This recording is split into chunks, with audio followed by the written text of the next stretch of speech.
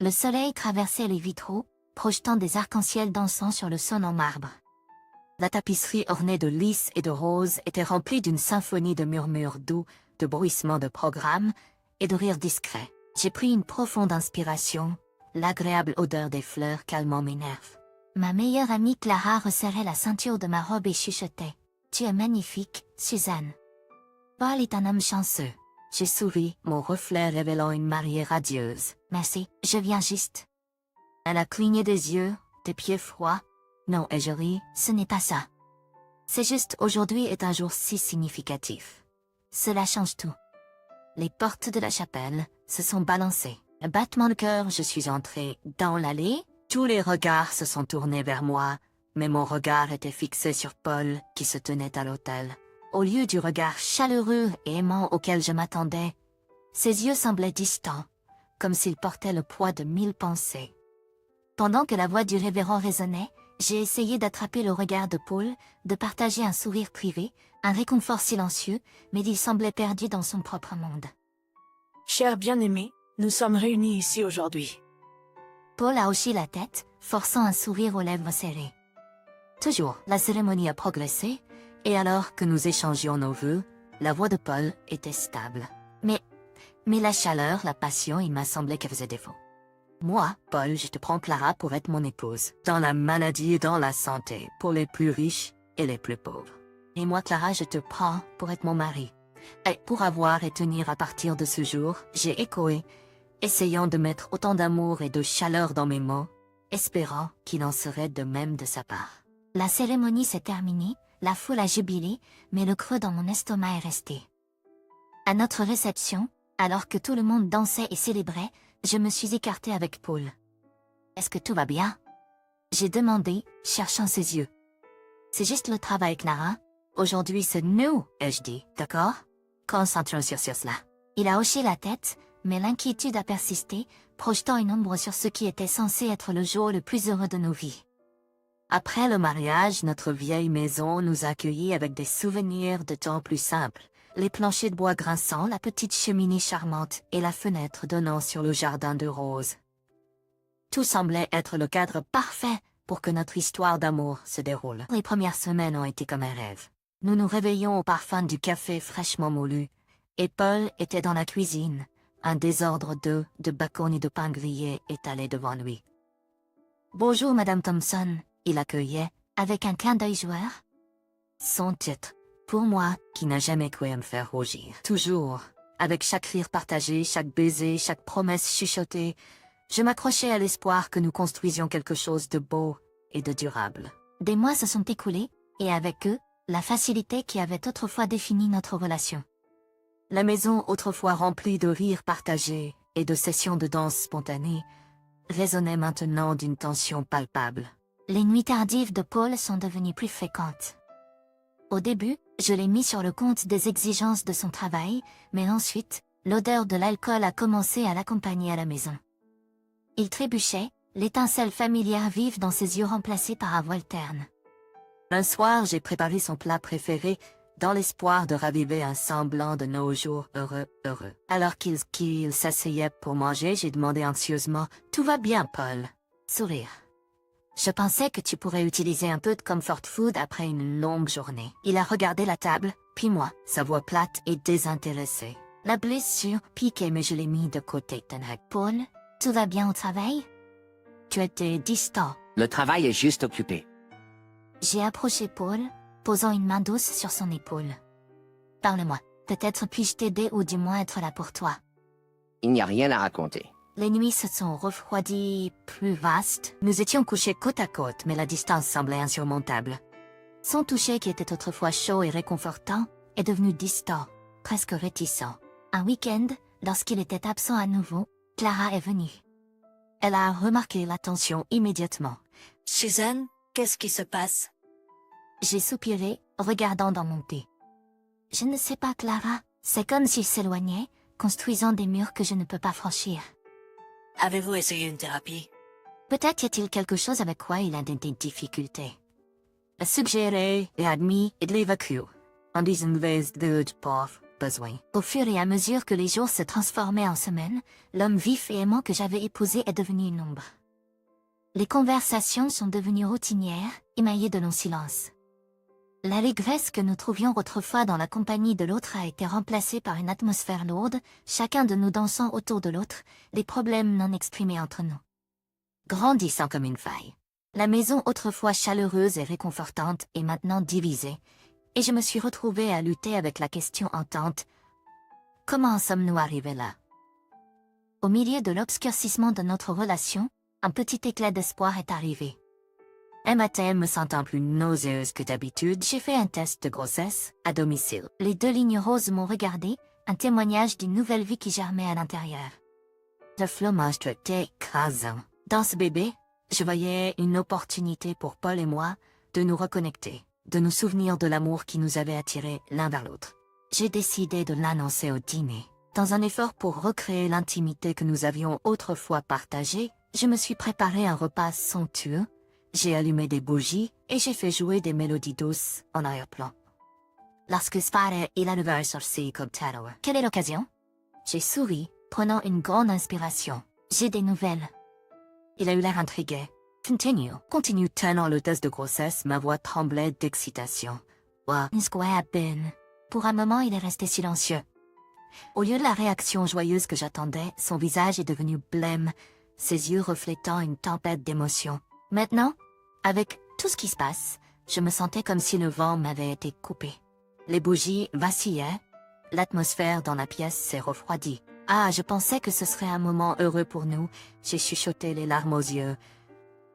Il a frotté ses tempes. C'est juste beaucoup à traiter, a-t-il dit. Les jours suivant la révélation sont devenus encore plus tendus. Clara est venue nous rendre visite à nouveau, et voyant la tension sur mon visage, m'a pris à part. Que s'est-il passé, Suzanne, a-t-elle demandé. Les larmes ont coulé alors que je lui racontais la conversation. Peut-être est-il simplement effrayé. C'est un grand changement, a-t-elle dit. Je le sais, ai-je reniflé, mais j'ai cru qu'il serait heureux que ce bébé serve de pont entre nous. Elle a soupiré. La vie ne suit pas toujours notre script, a-t-elle dit. Les semaines suivantes ont vu Paul se refermer encore plus dans sa coquille. Alors qu'avant il essayait au moins de converser, maintenant il est devenu presque entièrement renfermé. Chaque tentative de combler le fossé s'est heurtée au silence ou à une réponse brève. La maison était plus froide, plus lourde, le poids de mots non dits et de sentiments non résolus pesant sur nous. Pourtant, au milieu de cette tempête, le petit battement de cœur qui grandissait en moi est devenu mon ancre. Chaque visite chez le médecin, chaque échographie, chaque petit coup de pied était un rappel que, même dans les moments les plus sombres, la vie peut offrir des éclats d'espoir. Mais alors que mon ventre s'arrondissait, la distance entre Paul et moi s'élargissait aussi, jetant une ombre sur ce qui aurait dû être une occasion joyeuse. Le temps s'écoulait tandis que je restais assise seule, la lueur de la lampe projetant une auréole mélancolique autour de la pièce. 8 mois de grossesse, il est insupportable. Je discutais au téléphone avec ma mère, lui racontant ma dernière visite chez le médecin. Tu es presque arrivée, Suzanne. Concentre-toi sur toi et sur le bébé maintenant. Elle a dit. Avant que je ne puisse répondre, la porte s'est ouverte en grand, heurtant le mur. Paul est entré en titubant, le visage rouge, les yeux exorbités, sentant l'alcool. « Pourquoi tu ne ranges pas la maison » a-t-il crié, sa voix dépourvue de toute chaleur ou amour. « Je vais te mettre dehors » a-t-il dit. J'ai commencé, mais avant que je puisse terminer, il s'est précipité sur moi, son poing heurtant mon estomac. La douleur était éblouissante, une torsion aiguë et insupportable dans mon ventre. J'ai crié, serrant mon ventre, craignant le pire pour notre enfant à naître. Ma mère, ayant entendu toute l'épreuve au téléphone, a crié « Suzanne, qu'est-ce qui se passe ?» A-t-elle la police, maman? Maintenant, j'ai réussi à gémir entre les dents. Les sirènes retentissaient au loin, devenant plus fortes jusqu'à ce qu'elles se bloquent bruyamment à l'extérieur de notre domicile. La police a fait irruption, leur visage sévère, les menottes à portée de main. En voyant l'état volatile de Paul et mon expression de douleur, ils n'ont pas hésité à l'immobiliser. « Vous allez bien, maman ?» a demandé un des officiers, son visage rempli de préoccupation. Je ne savais pas ce que répondu. Des larmes coulaient. J'avais besoin d'aller à l'hôpital. Ils ont organisé une ambulance et tandis que les médecins vérifiaient rapidement mes constantes, je ne pouvais pas m'empêcher de jeter un coup d'œil à Paul. Son visage était un mélange de colère et quelque chose d'autre, du remords, peut-être. Mais c'est trop tard. Trop tard pour les regrets, trop tard pour ici. À l'hôpital, les médecins m'ont précipité dans l'air pour des contrôles et des échographies immédiats. Heureusement, le bébé allait bien. Mais quelque chose en moi s'était brisé, quelque chose de beaucoup plus profond que la douleur physique, une profonde déchirure que rien ne pouvait réparer. Les semaines suivantes furent une véritable tornade de rendez-vous chez l'avocat, de dates de comparution et de papiers de divorce. Paul a été condamné à 10 ans de prison pour violence conjugale, et notre mariage a été officiellement dissous. Mon cœur, bien que brisé, a maintenant une autre forme de détermination. Pour le bien de mon enfant, pour ma propre dignité, je dois faire quand même si je dois le faire seul. Mois après le procès, la méduse avait changé, l'atmosphère oppressante avait disparu, remplacée par une sensation de sérénité. J'ai pris le temps de repeindre les murs, de remplacer les meubles et d'ajouter une nouvelle vie à l'espace. Chaque coup de pinceau, chaque tour de vis, représentait une petite mais significative étape vers la réappropriation de ma vie. Ma mère a été mon roi pendant cette période. Elle me rendait souvent visite pour m'aider à me préparer à l'arrivée du bébé. « Tu es plus forte que tu ne le penses, Suzanne, disait-elle, les yeux remplis de fierté et de tristesse. Un soir, Clara est venue avec un cadeau de maison. Une petite plante en pot. C'est un lys de la paix, a-t-elle expliqué en le posant sur la table basse. Un symbole de renaissance et de nouveau départ. Je l'ai serré fort dans mes bras. Merci Clara, cela signifie le monde pour moi. Alors que la date d'accouchement approchait, la maison s'est remplie des douces mélodies de berceuses et des teintes douces de couvertures et de peluches. La chambre du bébé est devenue un sanctuaire. Chaque article soigneusement sélectionné, chaque couleur choisie pour offrir un sentiment de chaleur et d'amour. Enfin, le jour est arrivé. Les contractions ont commencé tout le matin, une danse rythmique de douleur et d'anticipation. À l'hôpital, à chaque contraction qui déferlait sur moi comme une vague, ma mère me tenait la main, sa poigne ferme et rassurante. « Vous pouvez faire cela », encouragea-t-elle, ses yeux à la rencontre des miens. Et je l'ai cru. Avec une dernière poussée, ma fille est entrée dans le monde, ses cris remplissant la pièce comme une mélodie victorieuse. « Elle est belle », chuchota ma mère, les larmes de joie coulant sur ses joues. « C'est ma rédemption », répondis-je, les yeux humides. Je l'ai nommée Lily, inspirée par le lys de paix qu'avait offert Claire, un hommage à la nouvelle vie que nous entamions toutes les deux. Alors que je l'ai serrée contre moi, j'ai ressenti un changement en moi, un nouveau sens de l'objectif allumé, éclipsant le passé, alimentant ma détermination à fournir à Lily tout l'amour et la sécurité qu'elle méritait. La vie n'était plus seulement pour moi, c'était pour la belle petite fille emmitouflée dans mes bras. Je savais que la route à venir ne serait pas facile, mais pour la première fois depuis longtemps, je me sentais sincèrement optimiste. Oui, j'avais souffert, affronté des trahisons et subi des pertes. Mais ici, dans ce moment tendre, j'avais trouvé ma rédemption. Et alors que Lily agrippait mon doigt avec sa petite main, je me suis rendu compte qu'elle m'avait donné quelque chose d'inestimable. Une raison d'espérer, une raison de vivre, et une raison d'aimer, sans condition. Des années ont défilé, et Lily s'est épanouie en une petite fille vive et heureuse, son rire remplissant les coins de notre maison comme le soleil passant à travers les fenêtres. Je suis retournée au travail, ma mère souvent gardait Lily, et entre les 3 générations de femmes, nous avons construit un arbre de l'amour et de la confiance. Un après-midi ensoleillé, je suis allée au parc avec Lily. Elle a couru joyeusement, ses petits pieds à peine touchant le sol, son rire résonnant dans l'air. Vous avez vraiment une merveilleuse fille, une voix à parler à mes côtés. Je me suis retournée pour trouver un homme, probablement dans la trentaine tardive, regardant son propre enfant, un garçon environ du même âge que Lily. Merci, Stay a été un long voyage, mais je suis reconnaissante pour chaque moment. Cela a été un voyage. N'est-ce pas tous?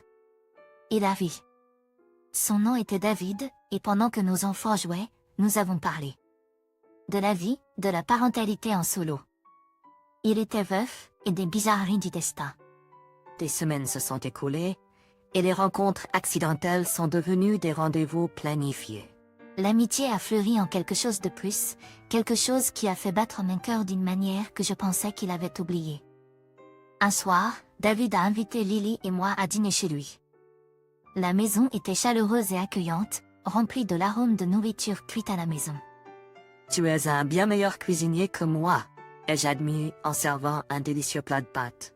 J'ai dû l'apprendre. Mon fils n'était pas un grand fan de céréales pour le dîner, a-t-il plaisanté.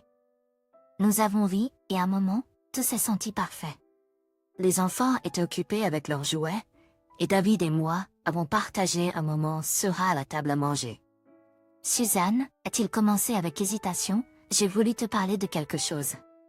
J'ai levé les yeux rencontrant ses yeux. Sire. De quoi tu t'occupes?